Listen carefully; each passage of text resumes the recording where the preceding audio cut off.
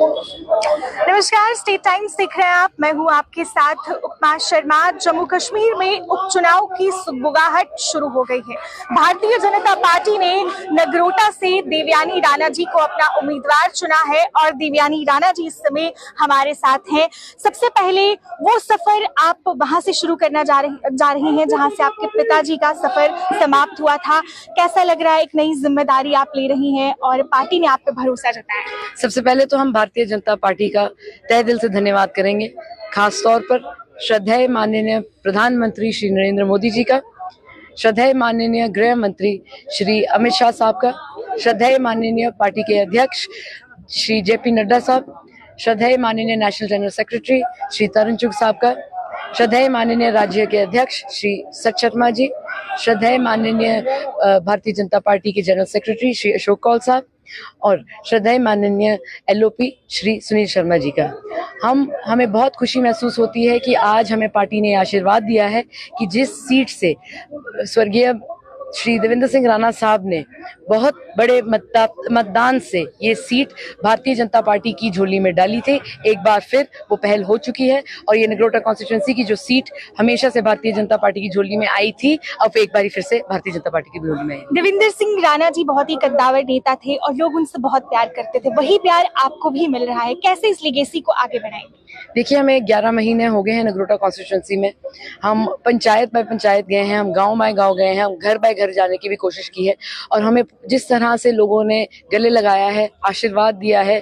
हमें अक्सर लोग कहा करते हैं कि राणा साहब यहाँ हमारे साथ हैं नहीं, पर उनकी कमी उनको आज भी महसूस होती है, पर जितना आशीर्वाद उन्होंने हमें दिया है, हम बहुत शुक्रगुजार हैं कि वो हमें उसी मार्गदर्शन में चलने में मदद कर रहे हैं जिस तरह से राणा साहब चला करते थे। और हमें पूरी उम्मीद है कि जो आकांक्षाएं और अपेक्षाएं लोगों ने राणा साहब के ऊपर टिका कर रखी हुई थी, वो हमें भी जब वो जिम्मेवारी देंगे, हम भी उस पर खरे उतरेंगे। जनता ये भी जानना चाहती है कि देवयानी राणा जी राजनीति में दाखिल हुई हैं, ये आपका सपना था? आप चाहती थी राजनीति में आए या फिर जिम्मेदारी के कारण आपने राजनीति में कदम रखा? राणा साहब के आखिरी कुछ दिनों में उन्होंने हमारा हाथ अपने हाथों में लेकर हमसे ये वादा लिया था कि अगर वो नहीं वापस नगरोटा कॉन्स्टिट्यूएंसी के लोगों से मिल पाए तो हमारे घर के दरवाजे सबके लिए हमेशा खुले रहने चाहिए। और जो वादे राणा साहब ने नगरोटा कॉन्स्टिट्यूएंसी के हर घर और हर परिवार और हर इंसान से किए थे, उस वादे पे अगर वो नहीं अमल कर सकेंगे तो उन्होंने वो हमें जिम्मेवारी सौंपी कि आपने वो सारे वादे पूरे करने हैं और भी जो लोगों की आकांक्षाएं और अपेक्षाएं हैं उस पर खरे उतरना है। तो उसी वादे के तहत आज हम आप सबके सामने खड़े हैं। अगर आप जीतती हैं तो आगे का रोड मैप आपका क्या रहेगा? कौन से ऐसे मेन मुद्दे हैं जिन पर आप पहले काम करेंगे अपनी कॉन्स्टिट्यूएंसी? देखिए, नगरोटा कॉन्स्टिट्यूएंसी जैसी कॉन्स्टिट्यूएंसी एक बहुत बड़ी कॉन्स्टिट्यूएंसी है। ऐसी कॉन्स्टिट्यूएंसी में जहां 49 पंचायतें हैं, पर हमारा ये स्ट्रैटेजी रही है कि पंचायत बाय पंचायत अंडरस्टैंडिंग एक डेवलप हो कि क्या जरूरतें हैं आज के समय में लोगों की, और वो हर दल से, हर समुदाय से बात कर एक रोड मैप बनाया गया है। खासतौर पर पिछले साल में 2 बहुत बड़ी दुर्घटना हुई हैं, एक जिसके तहत हमें ऑपरेशन सिंदूर लॉन्च करना पड़ा और दूसरा बाढ़ की परिस्थितियों में हमने एक जायजा लिया है। 1 साल पहले जो राणा साहब ने सपना देखा था नगरोटा कॉन्स्टिट्यूएंसी का, उसको आज की परिस्थितियों से मिलाकर हमें उम्मीद है कि जिस तरह से राणा साहब नगरोटा कॉन्स्टिट्यूएंसी को एक मॉडल कॉन्स्टिट्यूएंसी के रूप में उभारना चाहते थे, एक बार फिर उसकी पहल आज भारतीय जनता पार्टी ने की है। और हमें पूरी उम्मीद है कि श्रद्धेय माननीय प्रधानमंत्री श्री नरेंद्र मोदी जी के नेतृत्व में नगरोटा कॉन्स्टिट्यूएंसी जो है एक मॉडल कॉन्स्टिट्यूएंसी के तौर पर न सिर्फ पूरे जम्मू कश्मीर में पर पूरे भारत में भी उभरेगी। समय को देखते हुए एक आखिरी सवाल मेरा रहेगा, 11 महीने से आप लोगों के बीच में जा रही हैं, लोगों से मिल रही है, ऐसा कोई एक इमोशनल मोमेंट जो आपको याद हो, जो आप लोगों के बीच में जाते हुए आपने फील किया हो? देखिए, हर दिन एक नया इमोशन लेकर आता है। खास तौर पर जब हम घर घर जाते हैं, हमें आज तक ये महसूस नहीं हुआ कि हम किसी पराये के घर में जा रहे हैं। आप मानेंगे नहीं कि 4-5 दिन पहले हम एक दादी जी से मिलने गए थे। उनकी थोड़ी सी जो सेहत थी नाजुक थी, तो जब हम उनके पास गए, उनको थोड़ा कम भी दिखाई दे रहा था, तो उन्होंने हमारे पूरे चेहरे पे हाथ फेरा और फिर जब किसी ने उनको कहा कि ये राणा साहब की बेटी आई हैं, वो रोने शुरू हो गए।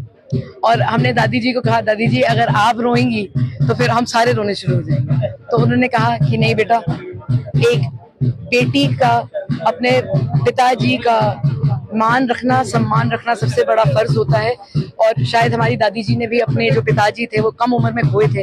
उन्होंने कहा कि मुझे समझ आती है कि आप किस परिस्थितियों से जूझ रही हैं, पर अगर आपने उनका नाम, मान और सम्मान रखा है तो मेरा आशीर्वाद, चाहे मैं यहाँ हूँ या मैं ऊपर वाले के पास हूँ, हमेशा रहेगा।